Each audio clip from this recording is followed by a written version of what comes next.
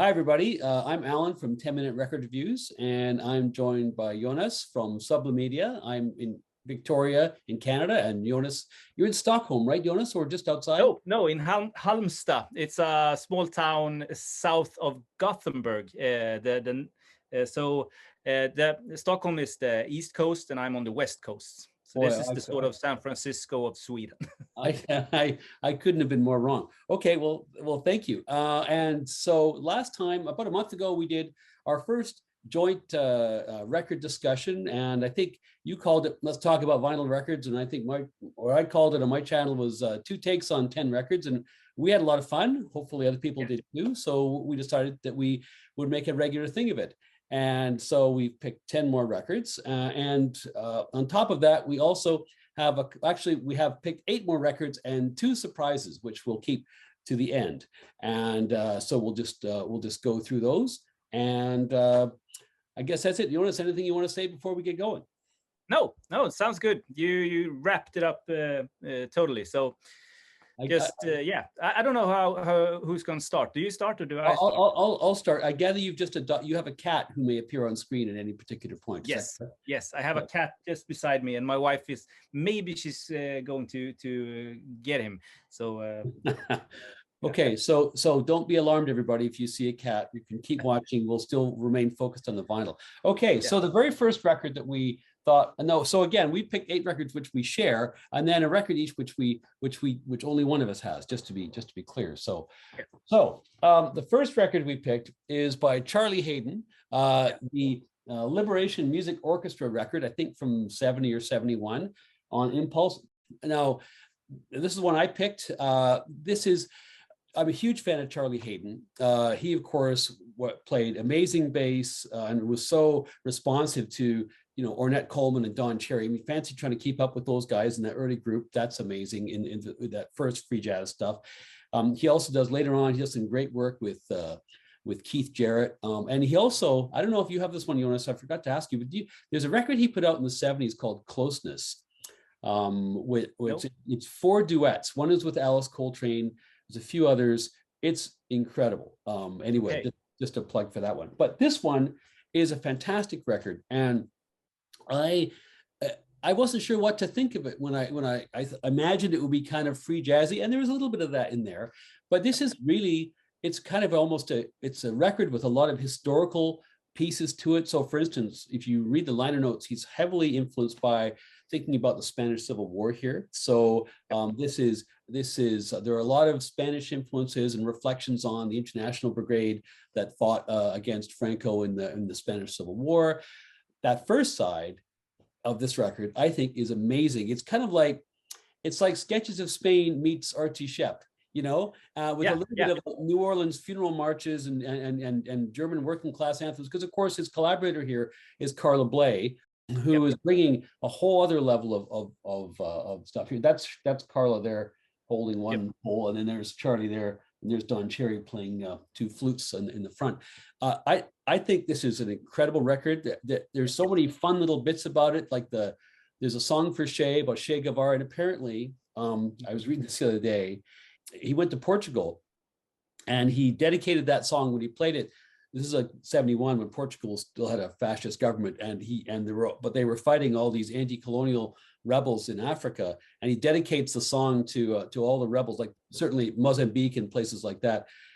Anyway, he gets arrested and stuck in jail, and only gets fished out because Ornette Coleman goes to the consulate and gets him fished out, and so it was pretty radical stuff, and just.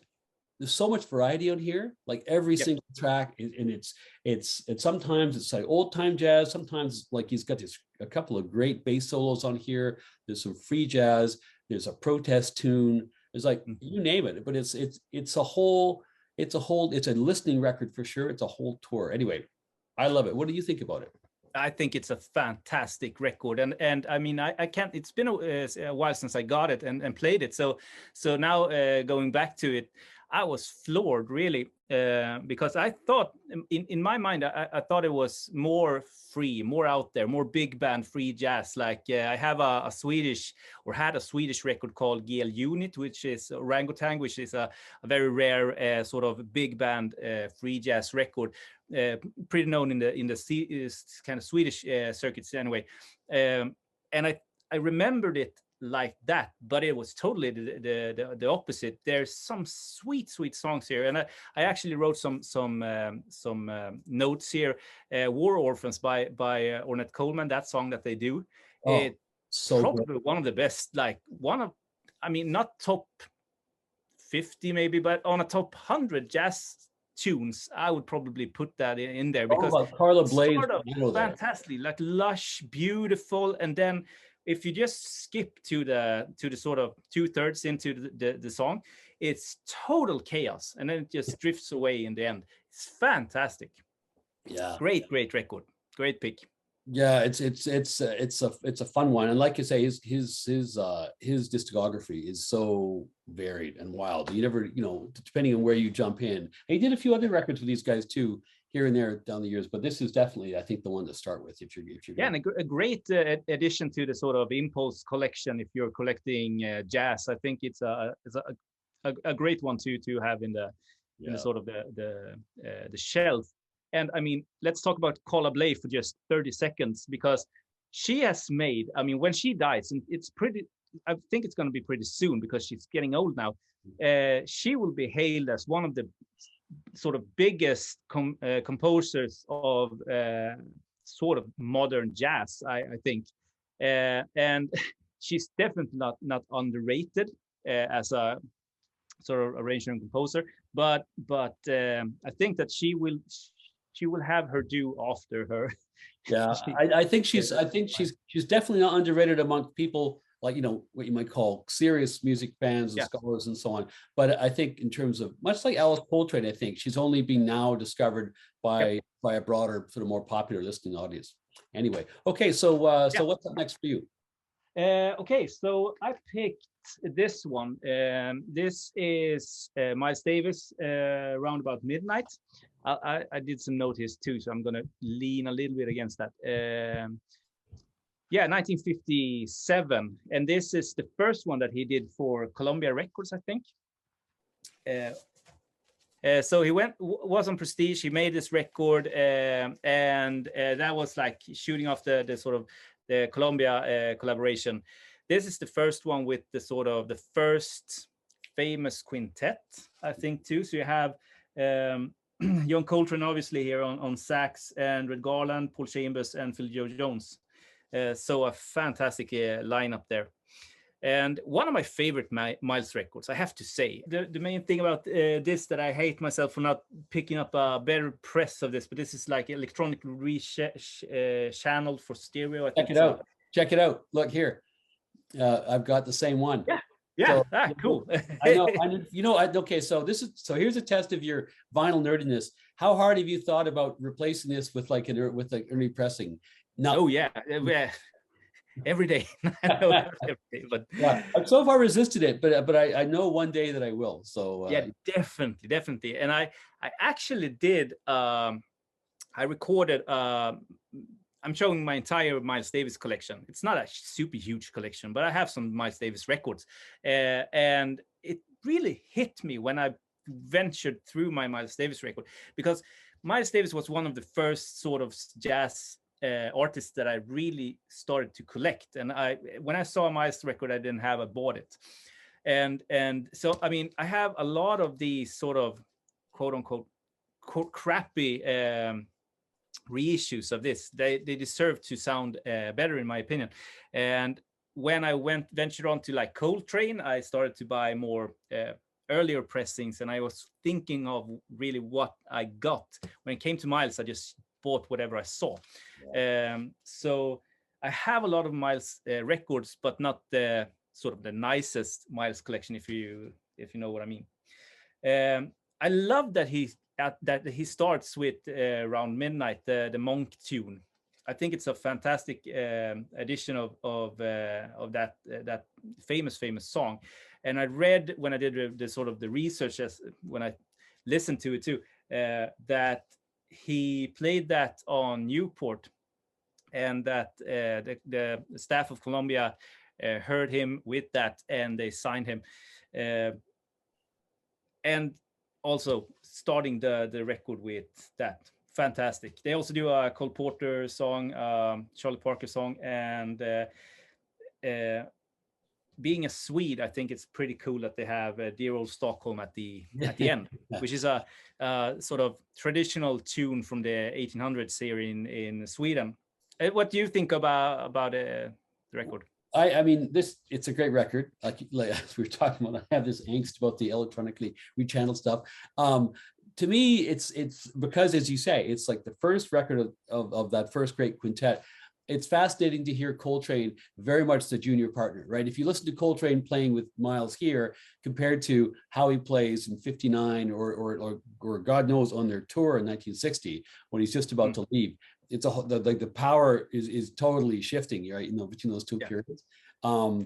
It's I love, there's great sort of muted goodness from Miles on this. There's some great Coltrane solos, but you can tell he's not progressed to where he would be later on, right? Like his solos on Bye Bye Blackbird, like it's not quite sheets of sound, but you're getting these machine gun bursts of notes from him. But but it's still, he's got some progressing to do. This is before he's still using heroin here, and this is before he cleans up and all the rest. So it's still, there's a lot of chapters in his story. I also love on this record, this is the record where on the back the claim is made that Red Garland went 8 rounds with Sugar Ray Robinson, the famous fighter.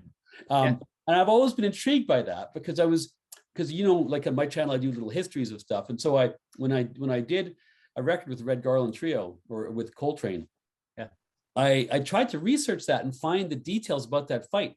You can't, as far as I can tell, the only place in the world where that piece of information exists is actually on the liner notes.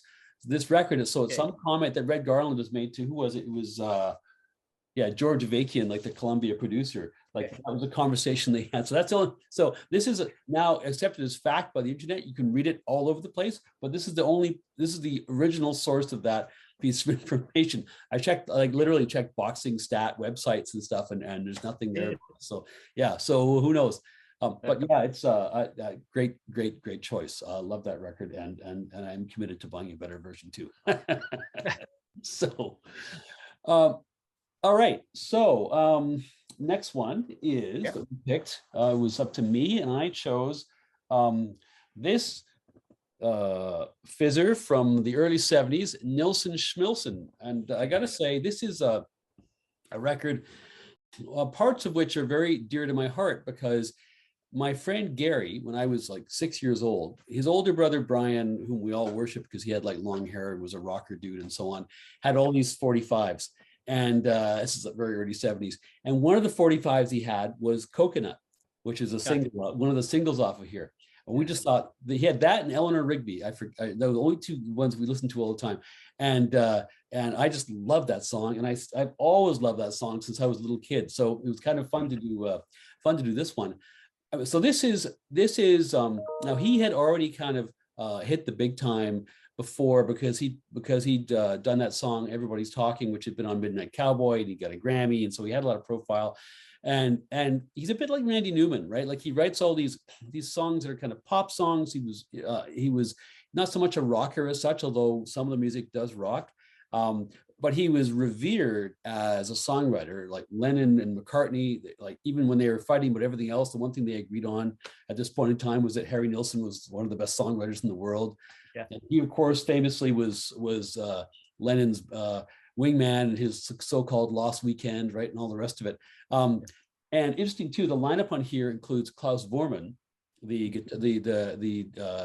bassist and guitarist, who was part of the Beatles' kind of clique or hang around crew in Hamburg back in the day, along with Astrid Kirchherr and those guys. And he was also the guys we know too that drew the cover art for Revolver. Anyway, he's on here.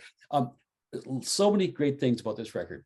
The lyrics, great writing, great humor, great emotion, just like everything you could possibly want. Songwriting, these are, they're complex, interesting songs, but above all, for me, it's the variety. Like you literally have no idea what's coming next.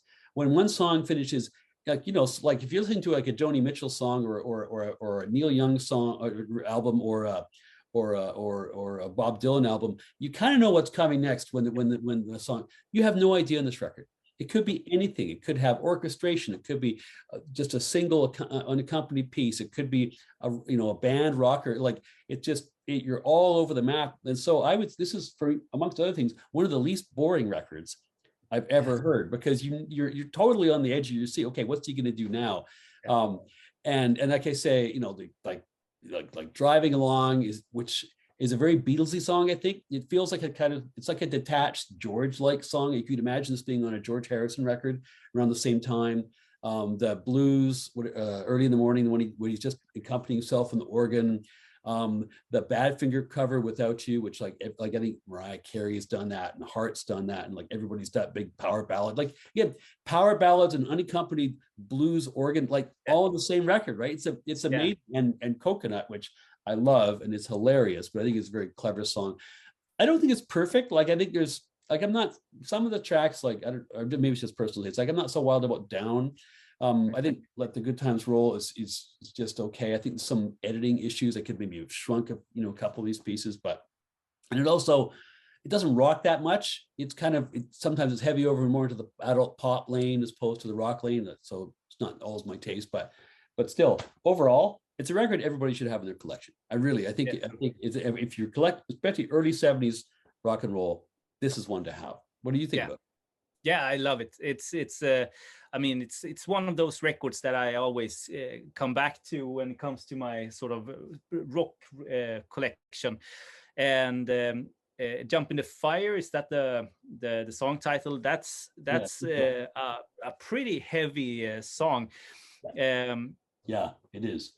It's like, and I love the bass on that too. It's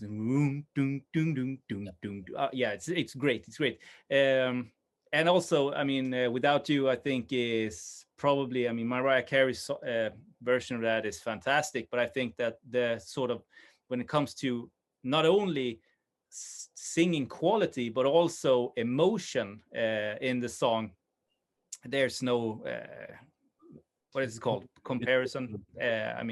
Nilsson takes it any day of the week. But Badfinger's version is also very good, and especially if you know the sort of the story behind what happened to them and with everything surrounding it, then it gets even more tragical. That's a tragic band, and I can't bring myself to do a review because it's so sad what happens to you guys. But yeah, anyway. So what do you have up next then? Okay, so talking about pretty depressing records. Depressing, exactly. Speaking of depressing, and on that note, luries Berlin. This is dark. Like this is darkness. I wrote some notes when I was listening to this, just to really, it's a concept record. It's a opera of sorts. It's the sort of the perfect companion piece to depression. And I wrote because I know Transformer, the record that he did before this. I know that in and out. One of my favorite records of all time. There's not a bad second on that record, in my opinion. But this one, I've always thought of being a little bit overrated, because it's always on all those sort of Rolling Stones top 500 records of all time and stuff like that. And I thought it was pretty boring. But this time, when I listened to it, really sat down and listened to it, I think that something happened. Like the record really bloomed, and I wrote that it feels like The Perfect Day and Take a Walk on the Wild Side had a baby, and that baby committed suicide. Like that sort of feeling you get from it should come with racers or something like that. Yeah, exactly. Included bonus, exactly. Yeah. Bonus racer. No, I think it's a brilliant record, and I can't really there's a couple of songs, maybe 2 songs, something like that, I could point out as sort of stand out and standalone tracks. But other than that, it's I mean, should be listened to all the way through from start to finish. Yeah. And I remember when Julian Schnabel did the concert. I mean, he's a pretty what is it called? Renowned director, German, I think, director. And he decided to do this sort of concert with Lou Reed. And I remember I was looking forward to it. And when I saw it, it was a snooze fest, like really, really boring. And maybe if I sort of went back to and saw that today, it would be different. I don't know, but doesn't it depend on your mood though? I think this record. I mean, I think there's some times when you might want to. I think first of all, it's a great record for headphones, right? Because you really want to concentrate on the lyrics and so on. And you're not popping this on at the party. Let's be clear. It's not like definitely liven this up. I put on this gloomy rock opera record about drug casualties with extra helpings of class consciousness and suicide. Like I'm not sure that it's not going to liven up the room, right? No. You know. And I don't have enough experience with prostitution or heroin use or so on to not me.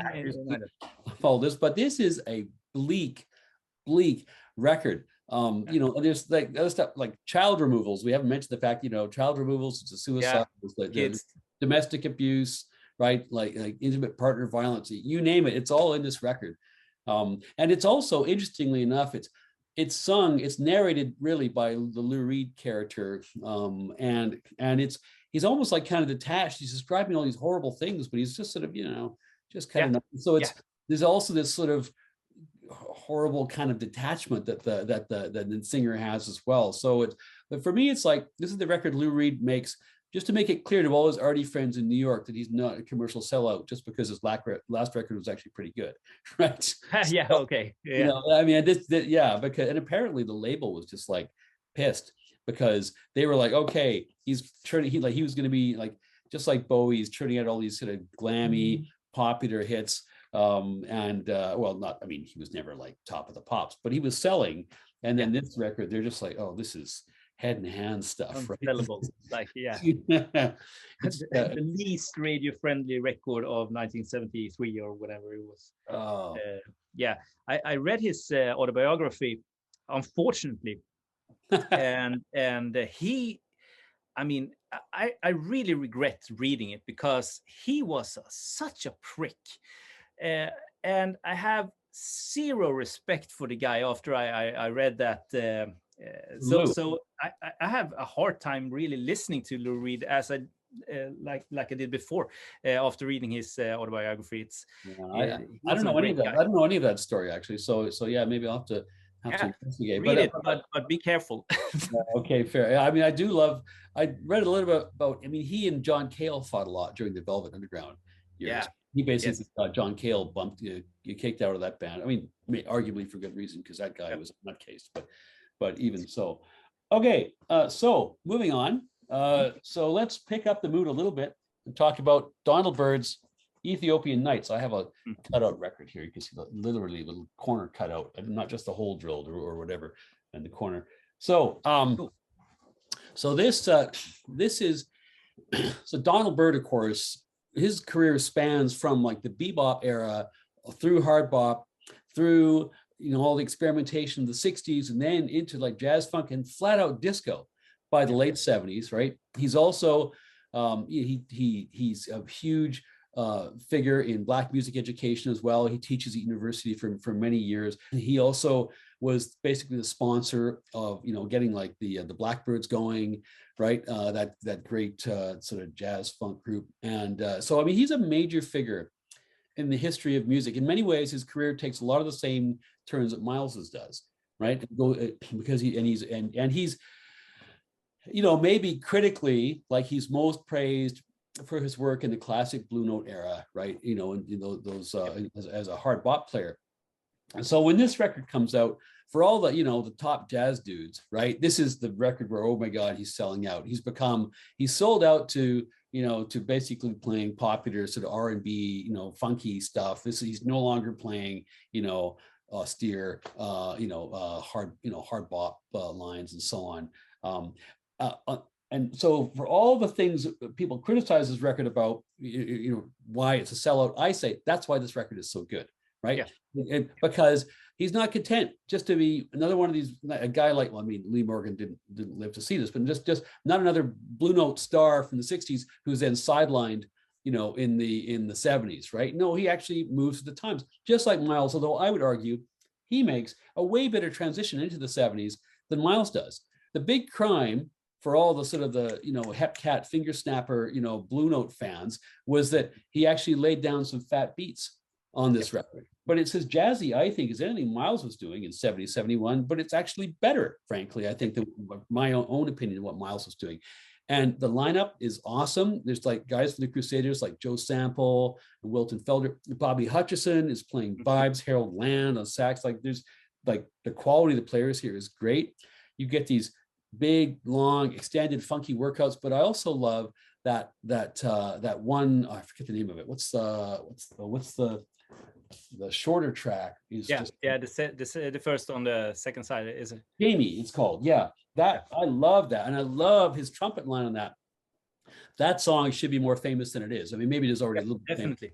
Famous, but I that melody and his playing, that is just so fantastic. It just chills down my spine. But I also love the funky groove that he gets into with the band. Some of the bass work from Wilton Felder is incredible. Like this to me is one of the great albums of the early 1970s, and for all the reasons it was critiqued back in the day, I think those are reasons we should celebrate it today. So that's why I want to talk about it today. What do you think about it? Yeah, I think it's a great record. I bought the reissue now that Blue Note put out with Kevin Gray's mastered. Sound is fantastic on this one. I don't know if is that a 70s repress with the blue? This is one of those funny old Blue Notes when Blue Note was supposedly had gone bad, right? But it's got that sort of that dark. Yeah, but actually, I've read somewhere there's a specialist on internet called the London Jazz Guide, I think, or something like that. Yeah, he's great. Check it out.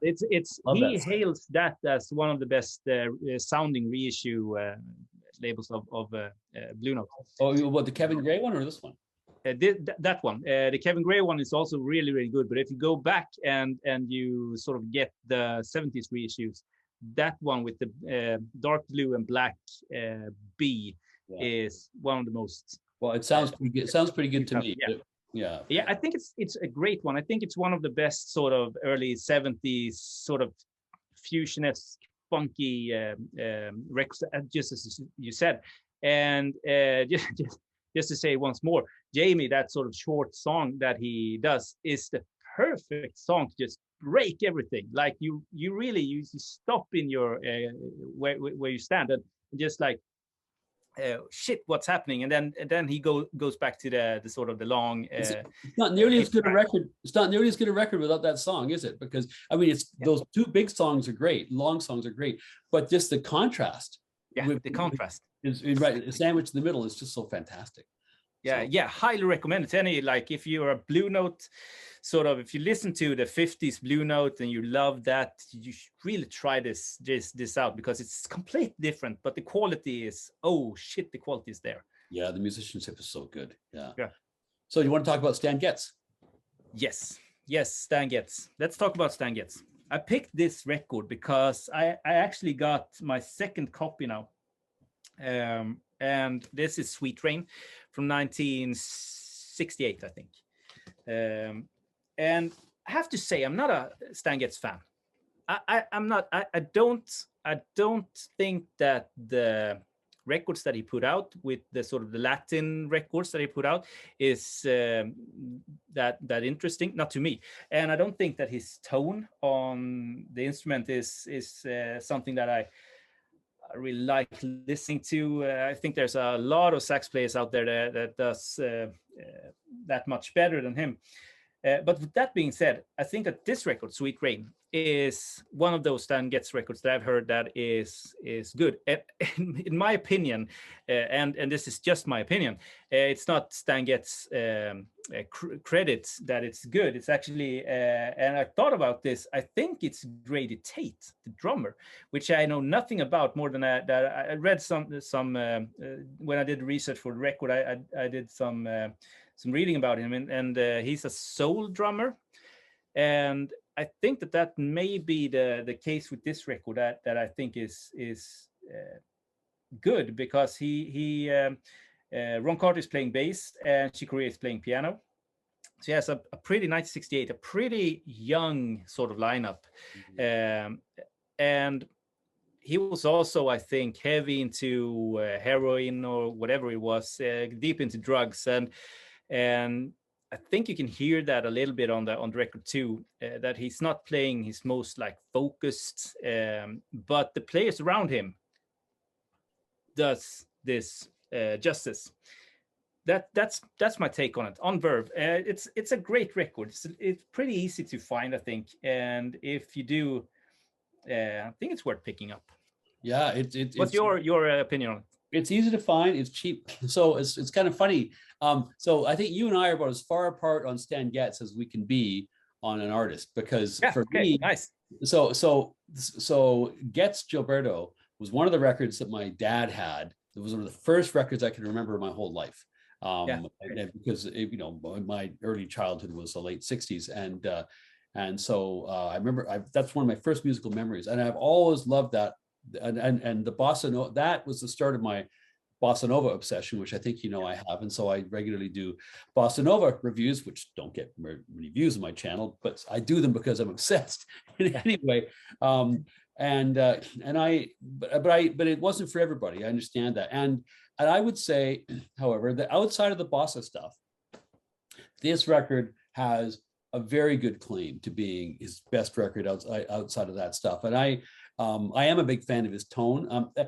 Is he necessarily at his best here? I'm not so sure. I think he's actually at his best on Getz Gilberto is the greatest single thing he does. But you're absolutely right about the other players on here. A young Chick Corea, who had only been a sideman at this point, had yet to work with Miles, but you can tell the forward-thinking and sort of simple, spacious compositions. He's got a couple on here. You can see why Miles gets attracted to working with Corea out of this. Ron Carter, like Mr. whatever, like 2,000 plus recording sessions he was on, Mr. Versatile, Mr. Reliable, just so much quality. And Grady Tate, who I think was also just a big session guy. He's one of these guys, just very adaptable, reliable. He didn't do much ever as a leader, which is why his name is not that well known, but he did a ton of that. But I think this is just gorgeous start to finish. I think the Korea compositions in particular are, the two of those are great. They also do, they cover a Dizzy Gillespie tune, Con Alma, which is back from his Latin phase. That's a hard tune to play. There's all these rhythm changes. There's all these key changes. It's all this stuff. And these guys are total, look at, this is a high quality lineup of players, and just roll through it. So yeah, for me, this is, I appreciated you suggesting this, because I got to immerse myself in this record for a bit, thinking about doing this video. And it's quickly moved up there in terms of my favorite work that he's done, for sure.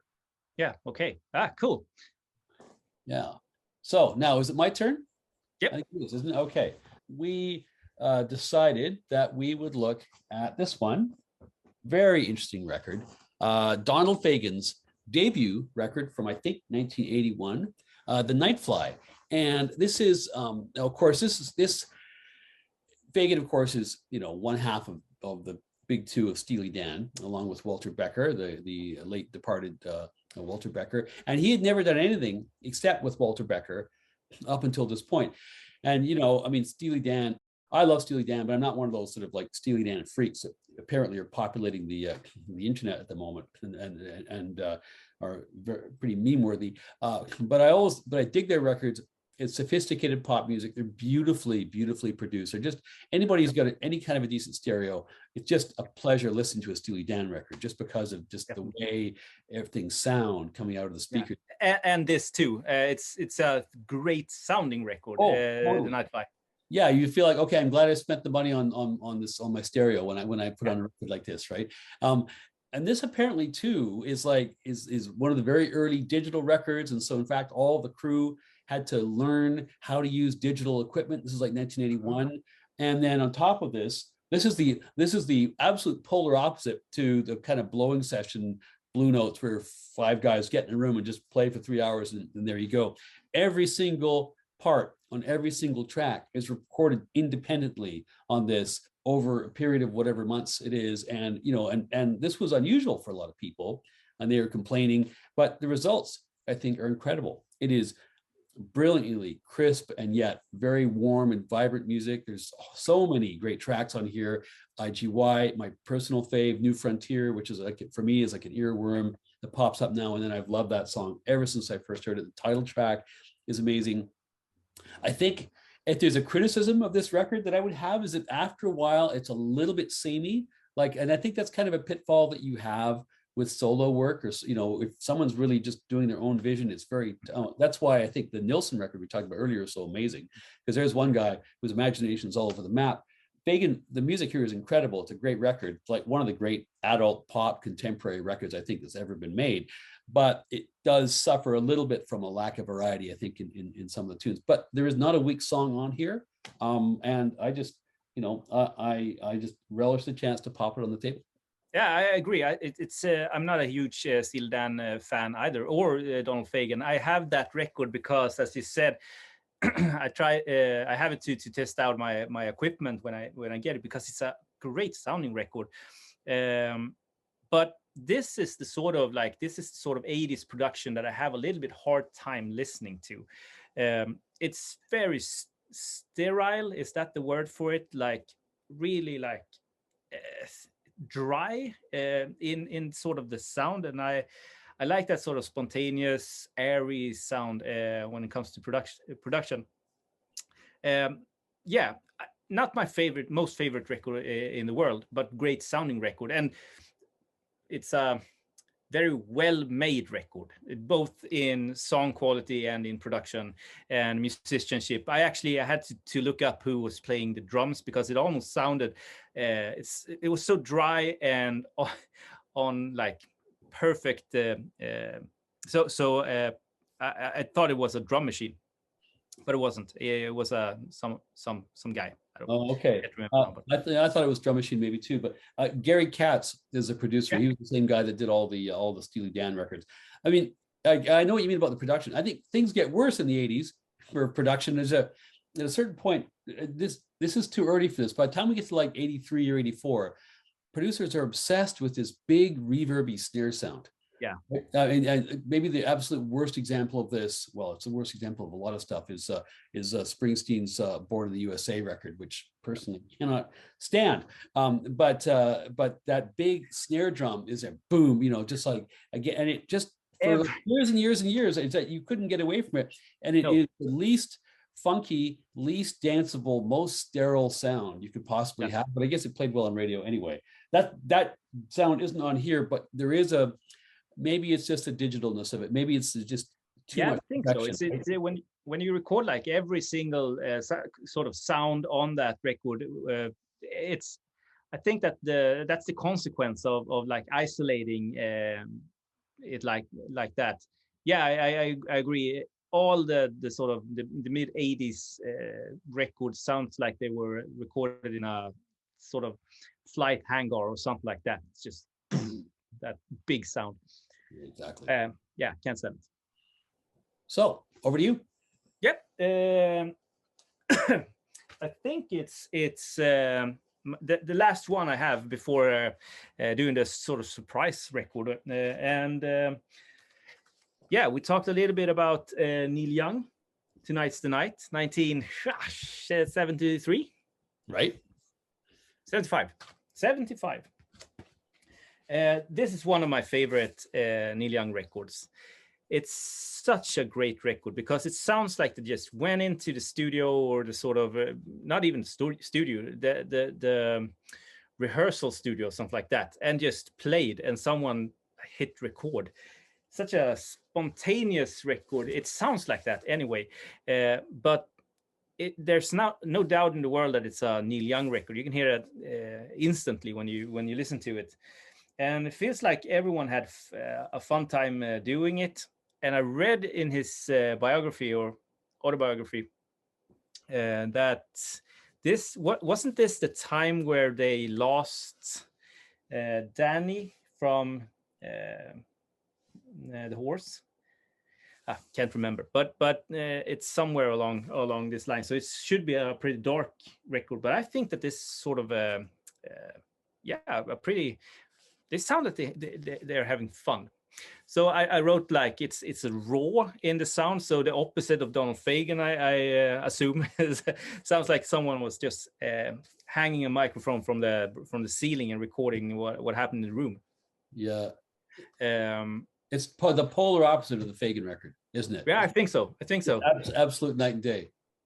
And yeah, that sort of wailing. I wrote this: wailing, crumbling guitars, characteristic voice, great texts as usual, and backed by his buddies. That's a Neil Young record to me. and just to I actually, this is a record made in Barbados. So I have a Barbados press of this, which I've never seen before. Question: does it have the insert? If some of them apparently had an insert with some liner notes and some kind of cryptic remarks from Neil. Do you have that, or mine does not? No, I don't think so. I've got a more recent one. It's got a barcode in the back, so it can't be that old. But to me, this record reminds me of a bit of Exile on Main Street, right? It's got that same kind of, maybe sloppy is a strong word, but just kind of loosey-goosey, unrehearsed, just kind of thrown together feel. I mean, and this is I'm not a huge Neil Young head, although I have a lot of Neil Young records. I kind of prefer the era of Neil that he apparently is reacting against here. I really dig Harvest and some of his earlier solo stuff.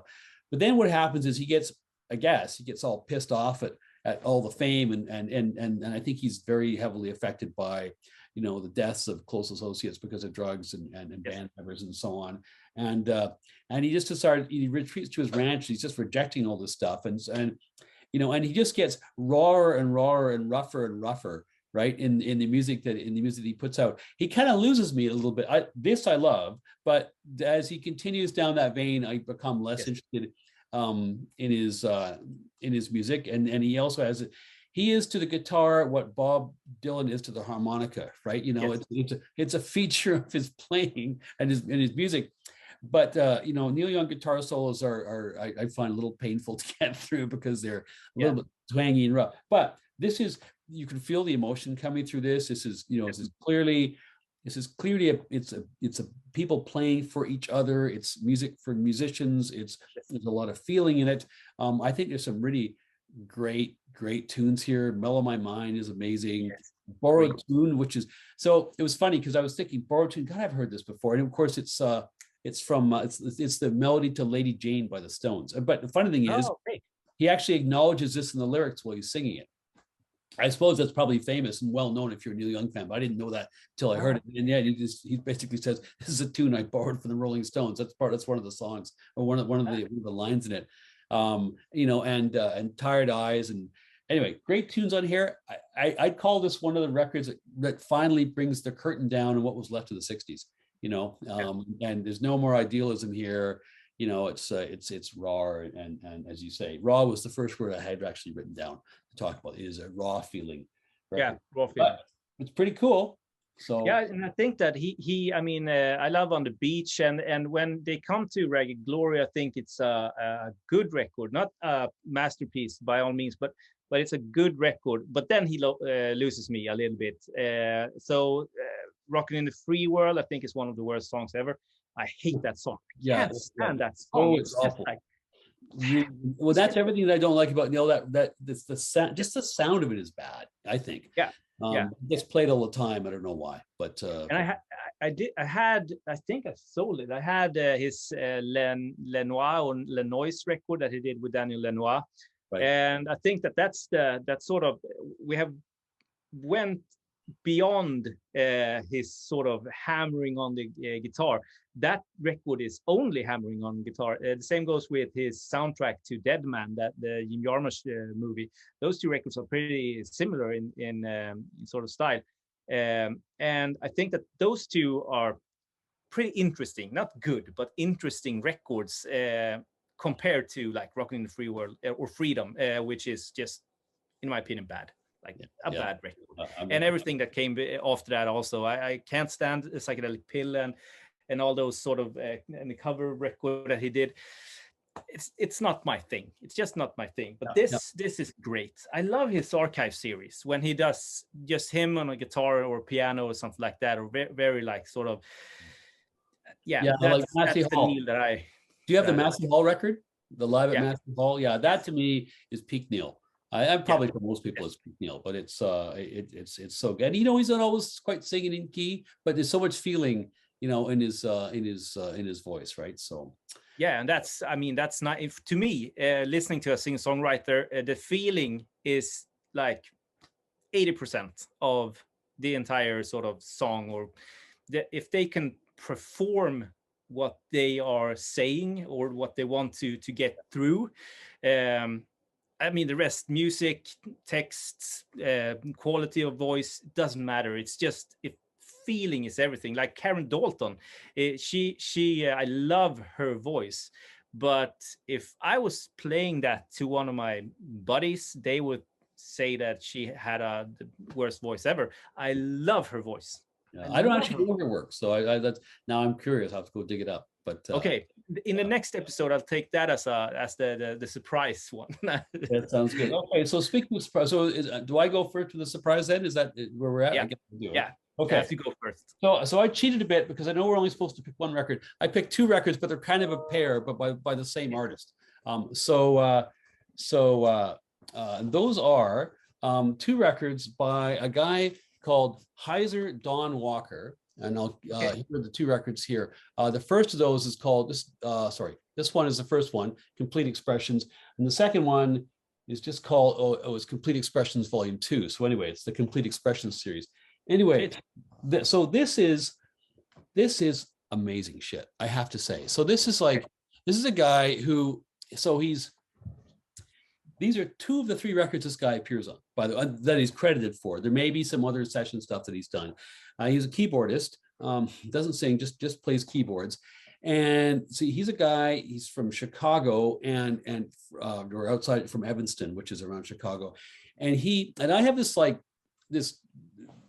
how you'll when you're collecting records, there's always certain things you're always trying to chase down, particular kinds of music.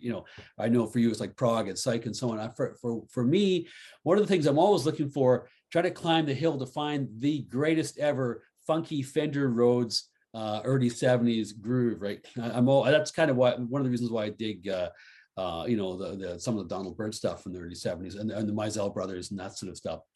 But I'm always looking for just the funkiest groove I could find, and it may well exist on these two records. He was, again, he's just a local player. He was in the whole, there was a pop R&B jazz scene in and around Chicago, the Chi-Lites and a whole bunch of other players, and he was kind of in that scene. And then there were two guys, and also in that the big stars out of Chicago at that time, or some of them were like the Ramsey Lewis trio. Right, so Ramsey Lewis, and he had a couple guys who left his group and went on to form Young Holt Incorporated. But before they were Young Holt Incorporated, they were known as the Young Holt Trio, because the third person in the trio was this guy, Hysear Walker, so he's on that record, the Young Holt Trio, which is a good record. They had a hit called Whack Whack, was their hit, and then he leaves the trio, and then the only other things he ever does are these two records, which come out several years later in the early 1970s, and this is some of the sweetest, most groovy, funkiest Fender Rhodes playing. He basically takes standards and he reinterprets them, but it's either to your taste or not. But to me, this is, if you're out there and you're a Fender Rhodes funky fan, like, this is the stuff to get.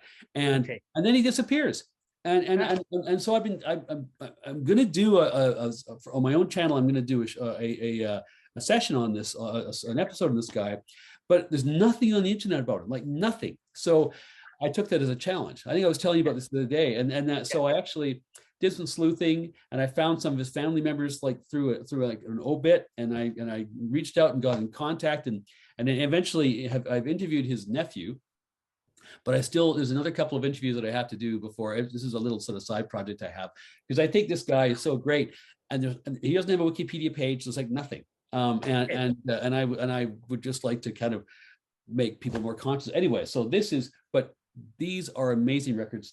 They're not, this one isn't long, the second one's longer, but the music is just gorgeous. Anyway, so that's. Are they hard to find? Are they expensive? Are they? These are reissues on Brunswick. They're not. You can get them new. The original Brunswicks are probably hard to find and expensive. But these are reissues, and the quality is very good. So you can pick these up for $25 off of Amazon or something like that, I think. So so yeah, it's not too bad. Anyway, that's so surprise. There we are. Hysear Walker is my surprise. Really good pick. I mean, you sold it. I'm sold. Well, I just, if you guys don't like it, if you pick it up out there, then you don't like it, well, you can write to me in the comments and complain. So I mean, obviously we have the one genre that we really agree on is jazz. Yeah. You and me. And I thought of I want to show a jazz record, but I didn't want to show you a Swedish jazz record that you never heard of. Not this time, the first time anyway.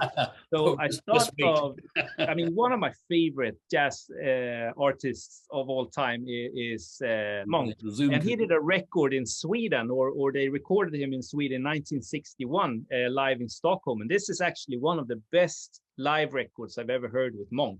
Wow. This is 1961. This is just in between, let's see here, Prestige and Riverside.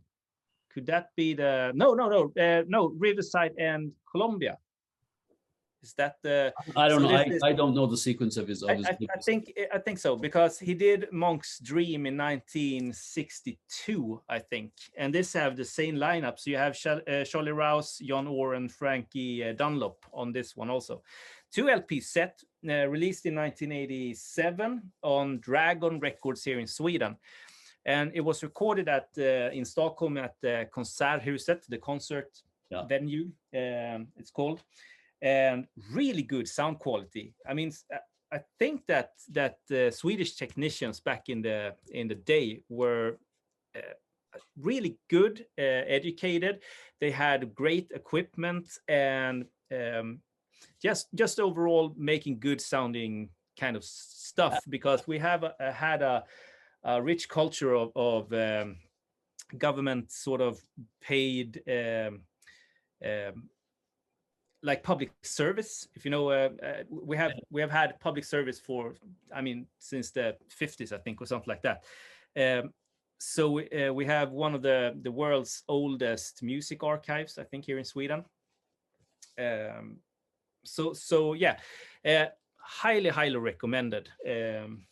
That's what I wanted to say. That's very cool. So that's first of all, it's a very glossy looking cover. Is that a recent reissue, or is that an 87 press? 87 press. Wow. Look, that's in minty condition, eh? That's very nice. Yeah, it's in really good condition. I have been looking for this for some time. It's not long ago that I got this actually, because maybe 10, 12 years ago I started to look for it. And back then you could find this for, I don't know, €5, like $5, something like that. They were everywhere. And now you have to pay maybe €30 for it, 30, €40, something like that. It's still a great price for a great product, but it's definitely harder to get now than back then. But I couldn't find it, so I had to pay a little bit for it. Yeah, I've never bought a Monk record I regretted buying. That's so I've never heard that one.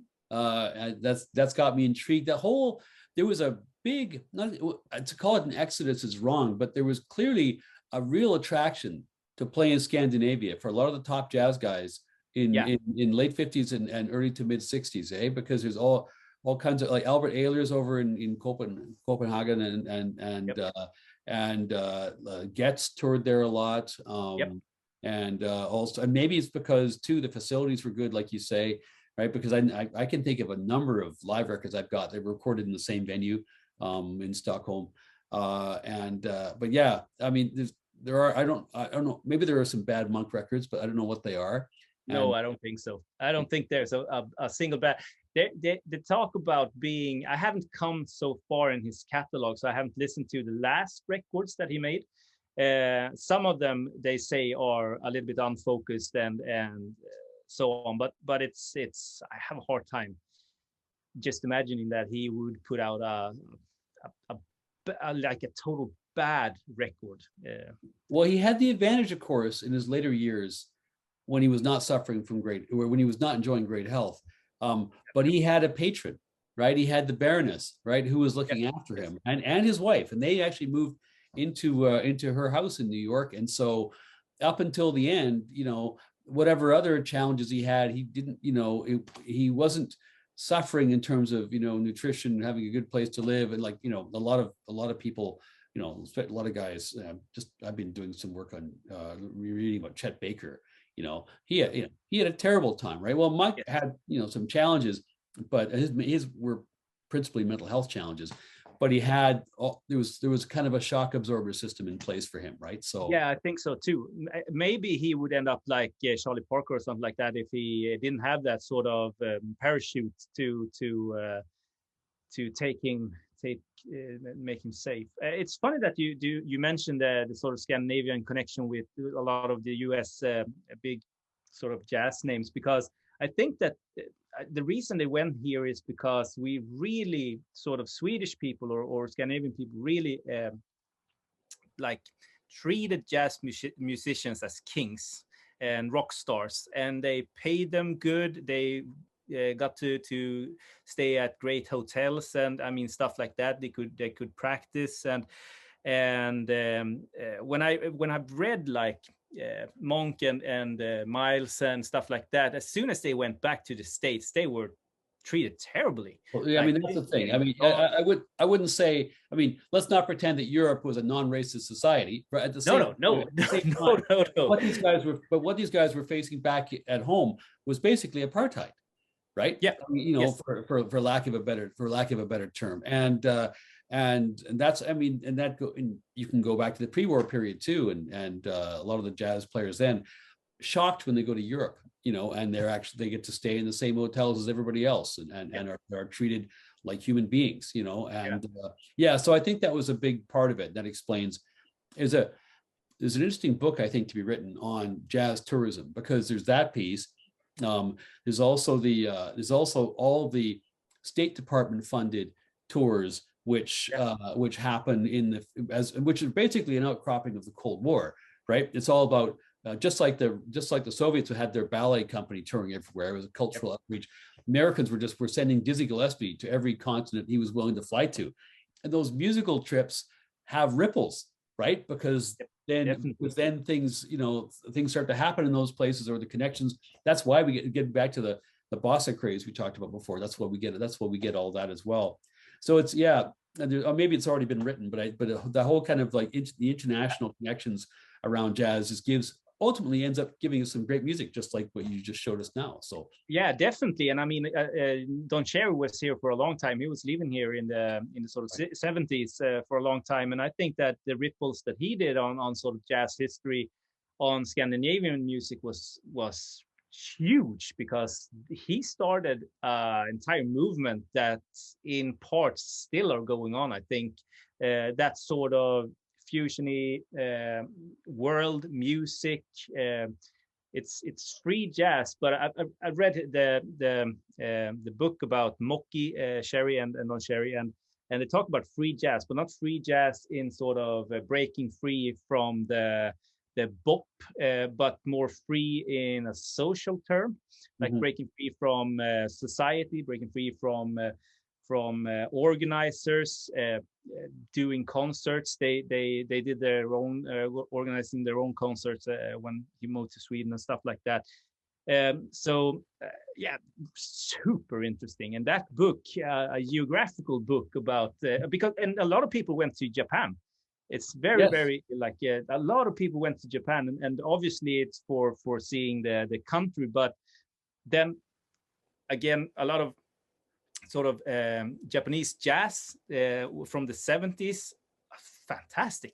Like, and that's going to be for another episode, but I have one It's I have a couple actually that I am thinking of, which are which it's really a very distinct thing, and it has a lot of there's some very Japanese things about, obviously, kind of about the way the music evolves, but clearly, obviously, there's this fusion with American traditions as well, and the results are pretty fascinating. And of course, because the engineering and the production and the pressings are all Japanese, the quality is relentlessly good. So.